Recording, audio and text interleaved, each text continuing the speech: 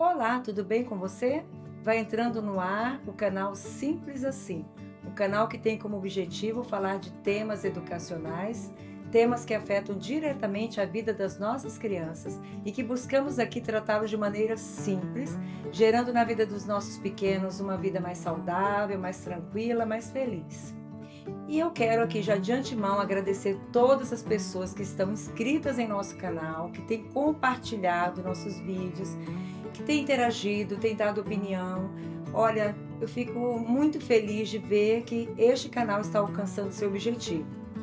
E hoje nós temos a alegria de ter aqui em nosso estúdio a doutora Débora Dal Ponte. Boa noite, doutora Débora. Boa noite. Doutora Débora é uma pediatra e nós vamos conversar um pouquinho sobre a saúde das nossas crianças.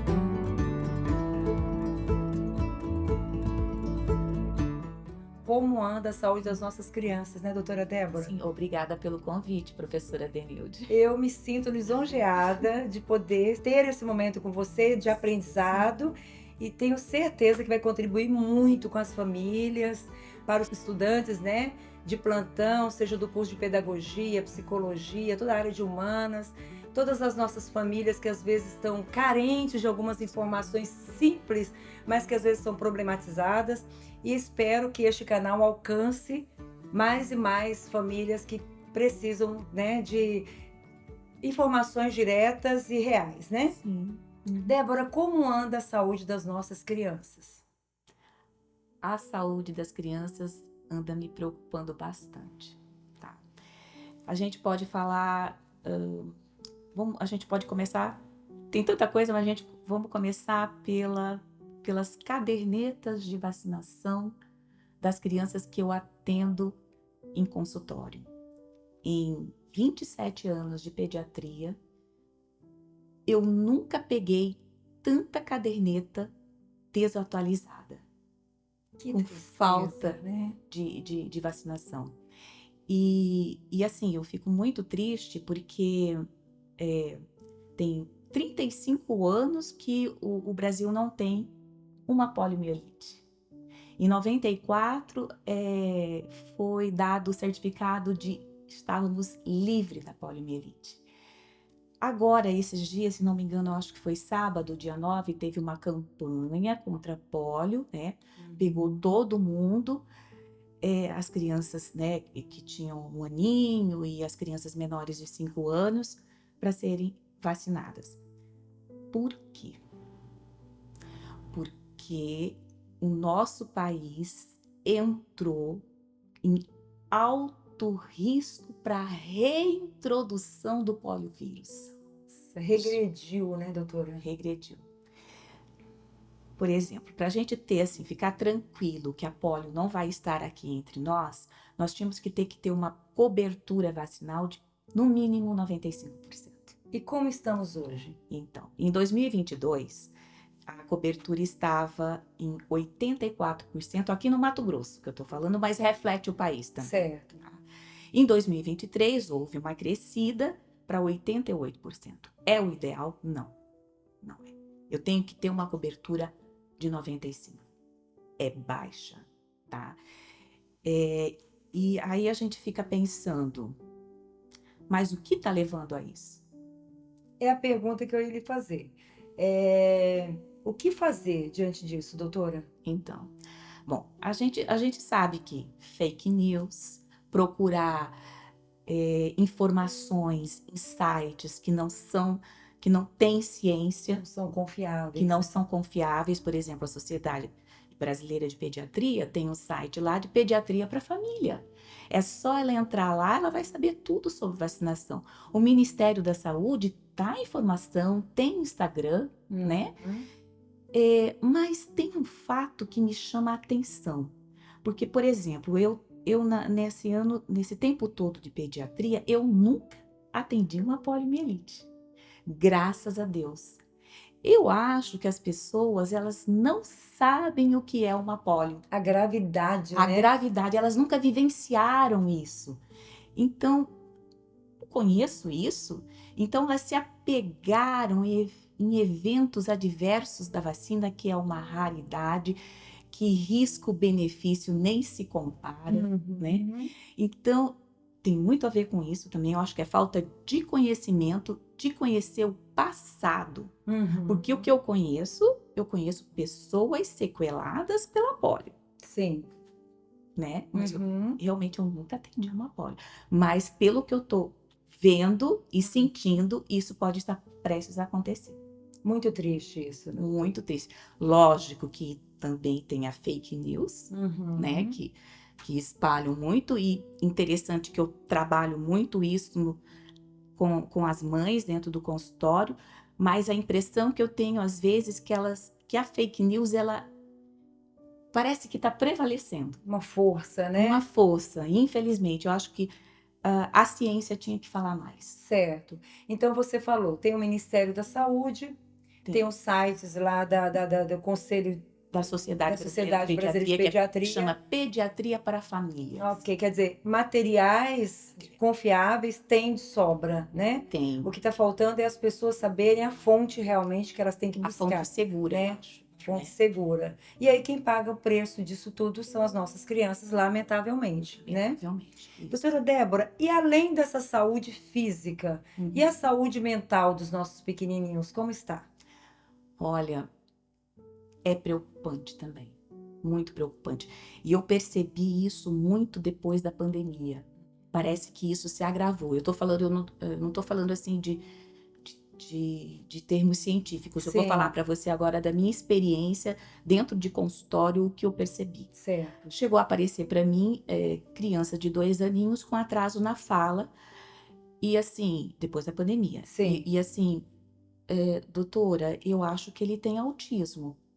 Isso chegou a acontecer, porque realmente era Uhum. uma fala atrasada com dois Sim, anos. sim, Não conseguia juntar duas palavrinhas para formar uma frase. É coisa que a gente não espera numa criança com 2 anos. sim. Mas eu perguntei, e essa exposição à tela? Como está a exposição à tela dele? Uhum. Doutora, eu só consigo fazer algo, ter sossego, enquanto ele fica exposto ao celular e joguinhos e tudo mais.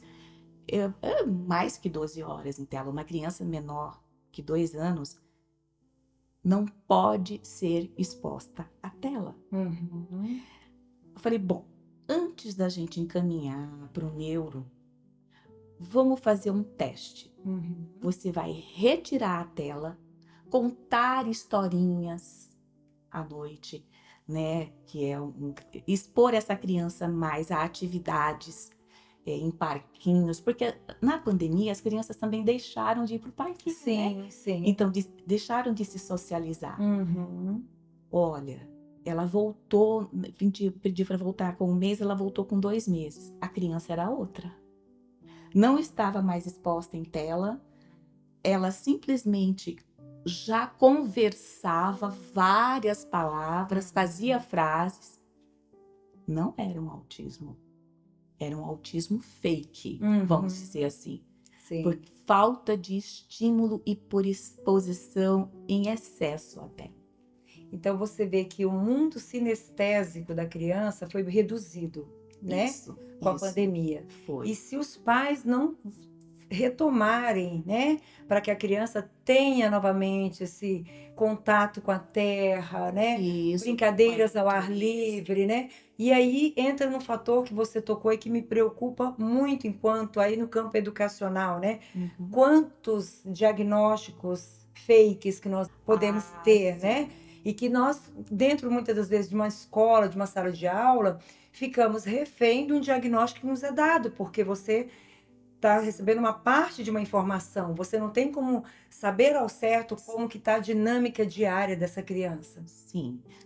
E doutora Débora, qual seria hoje as alternativas para as famílias para essa redução da tela? Porque nós sabemos que a tecnologia está vindo e cada vez mais os pais, de uma certa forma, se aprisionam, né? E aprisionam a criança também nesse mundo da tela, né? O que fazer? Né? Como começar numa situação paliativa? Porque drasticamente também não vai ser favorável.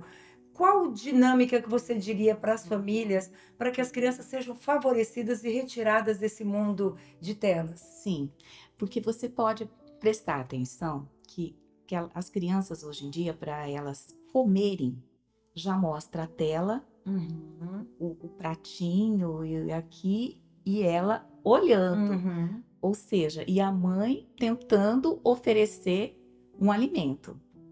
Gente, na hora da refeição, a refeição é sagrada. Isso eu falo para todos. Ah, na introdução alimentar, a gente tem que colocar o bebê sozinho, sem ninguém comendo junto, ele e a mãe só ainda exposto uma tela? Não. Vamos almoçar, jantar, fazer as nossas refeições em família. A comunhão, verdadeiramente, né? Comunhão, isso não existe mais e a criança está pedindo socorro por isso. Isso eu percebo Uhum. muito. É por aí que a gente já começa eliminando a tela, né, da alimentação. Programas em família. Vamos para o parque, vamos correr, vamos andar de bicicleta, vamos soltar uma pipa. Vamos ler um livro Vamos ler um juntos. livro junto, vamos para um piquenique. Não, não existe. É todo mundo exposto à tela. O pai, a mãe e a criança. Então não existe mais aquela interação. Uhum. Ela está muito difícil. Sim. E você está me apresentando ao público aqui do canal, medidas extremamente simples, né, doutora? Seriam aquelas ações do dia a dia da família em momentos muito cotidiano que poderia ser simplificado naquele momento prazeroso, né? O estar junto, o partilhar, o conversar, jogar a conversa fora, né? Porque a criança precisa disso. O vocabulário da criança, ela é resultado do vocabulário que se tem dentro de casa, né? A interação e como a criança lida consigo mesma, como ela lida com o outro, tudo começa a partir da casa, né? E se ela tem um mundo de tela que isola ela, não exige dela linguagem, não exige dela e não tem nenhuma dificuldade, né? Tudo vem na boca, né? A comida vem na boca, tudo é entregue na mão. Essa criança vai se tornar passivamente um ser apático, né? É um Exatamente. ser que não tem interação E social, sem né? treino de frustrações e paciência. Isso é fundamental. Isso aí você falou algo importante, porque nós na educação, nós lidamos com situações onde a criança não sabe resolver conflitos mínimos, mínimos, que para uma época da década de 70, né, de 80, as crianças tiravam de letra, né? E essa geração que hoje está aí, os pais que estão aí, são dessa geração, que sabe o que é subir uma árvore, né? Sabe o que é ralar um joelho aprendendo a andar de bicicleta, né? Então, essa geração sabe como fazer. Só está faltando fazer, né, doutora? Exatamente. Doutora Débora, e como está a alimentação das nossas crianças? Isso exigiria talvez até um outro momento, né, doutora Débora? Ah, nós vamos ter outro, viu? Os telespectadores aí podem ficar tranquilos que eu vou trazer ela mais vezes aqui. Muito mal. Muito mal, gente. Olha, eu estava até vendo esses dias, porque em março de 2024, a Sociedade Brasileira de Pediatria, ela lançou uma nota falando da obesidade infantil. Porque o dia 4 de março ele ficou como a Organização Mundial da Saúde, a OPAS, colocou como sendo o Dia da Obesidade. O tanto que tá preocupante isso. A obesidade infantil, atualmente, ela é tratada como uma pandemia.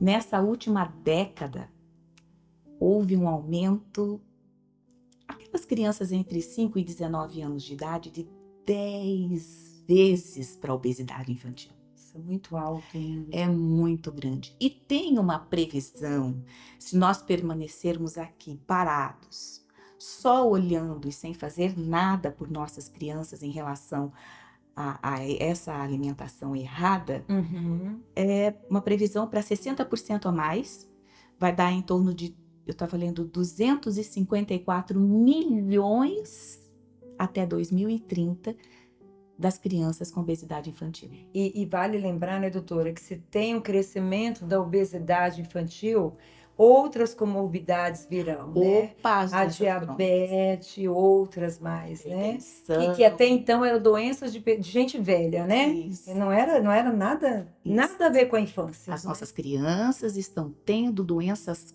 crônicas, né? Não, digamos assim, o diabetes que você falou, a hipertensão, a dislipidemia, o colesterol alto, os triglicerídeos altos, aumento da incidência de câncer, tudo por uma alimentação muito ruim. E outra coisa que eu queria falar é assim, o nosso país, o Brasil, a previsão para 2030 é que fique em quinto lugar no ranking mundial do país com maior obesidade infantil.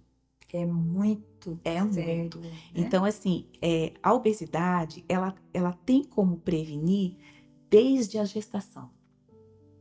Como já foram feitos trabalhos que mostraram que o líquido amniótico, ele tem sabor. Uma mãe, colocar assim, uma mãe que era exposta a doces na gestação por um período de tempo e a outra que não era exposta. Uhum. O líquido amniótico é mais adocicado. As papilas que a gente tem na nossa língua, elas começam a ser desenvolvidas com 10 a 14 semanas de gestação. O feto já sente sabor. E o líquido amniótico da mãe que é mais exposta ao açúcar, ele é mais adocicado. Então, eu já estou programando o meu ser Uhum. a gostar mais de açúcar no futuro. Olha só.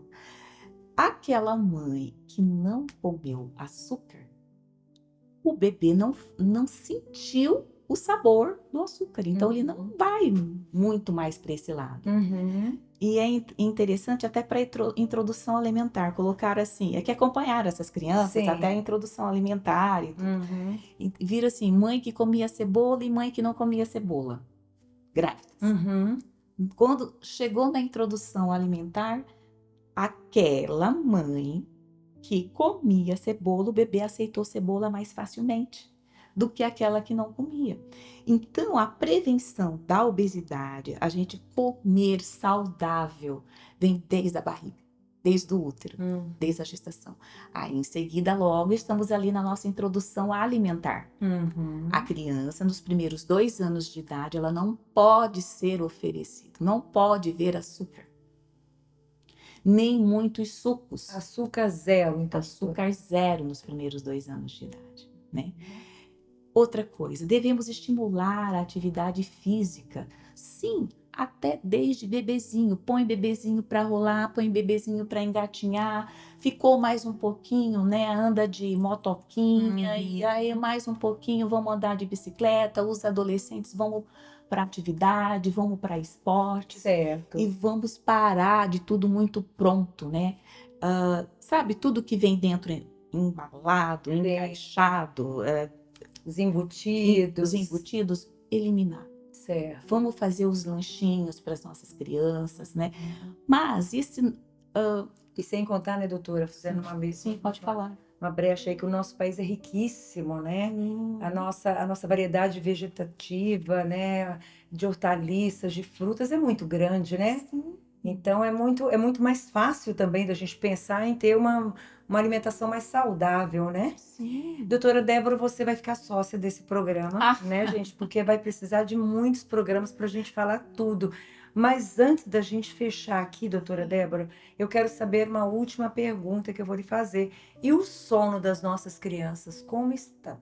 Péssimo, péssimo. Inclusive, o sono, ele colabora, as crianças que dormem mal, colaboram para a obesidade.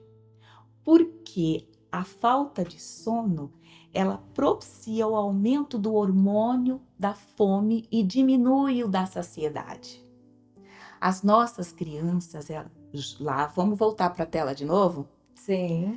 As nossas crianças estão ficando até tarde da noite exposta à tela. Ninguém está vendo isso. E isso o que vai dar lá na frente? Um distúrbio de sono. Não temos higiene do sono.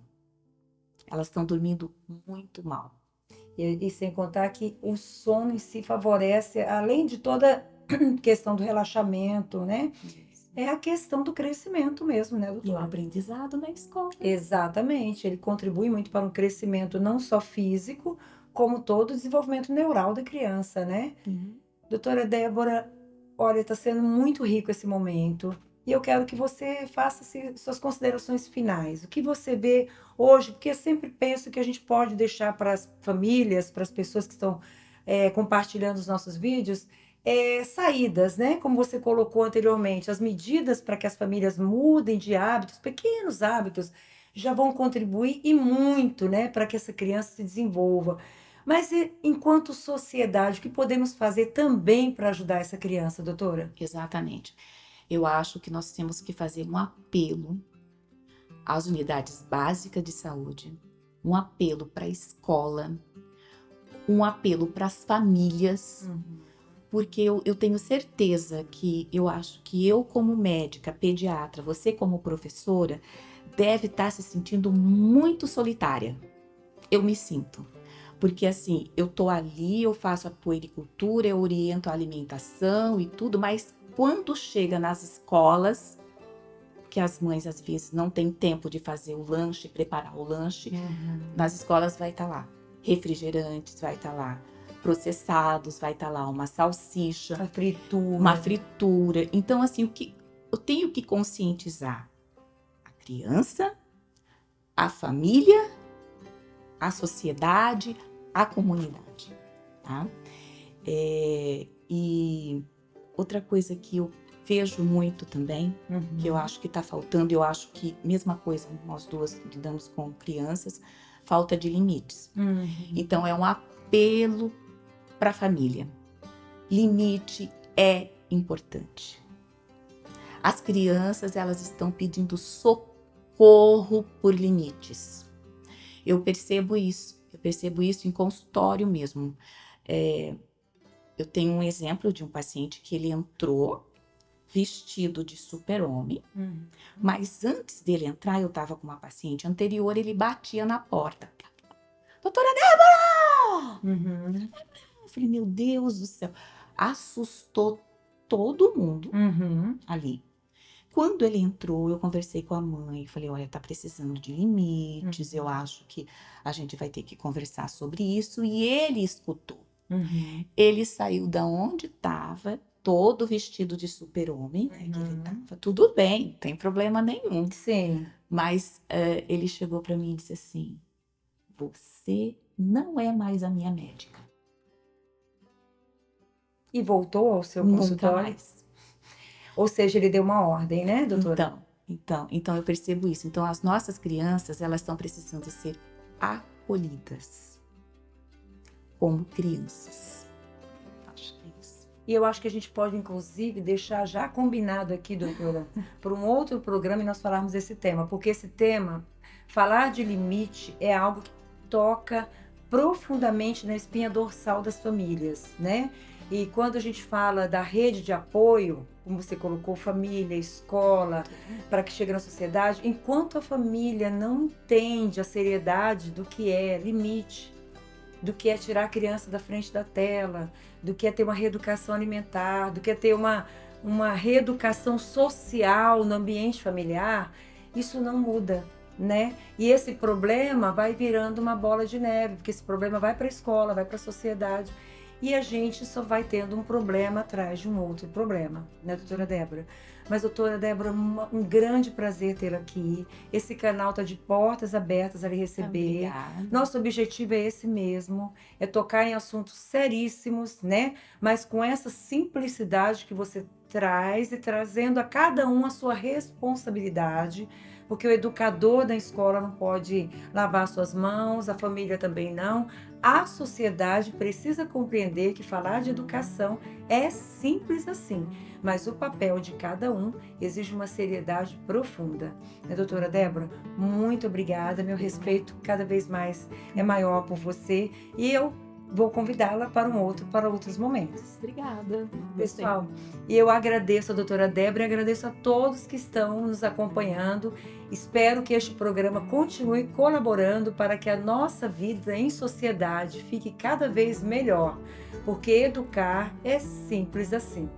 Até a próxima!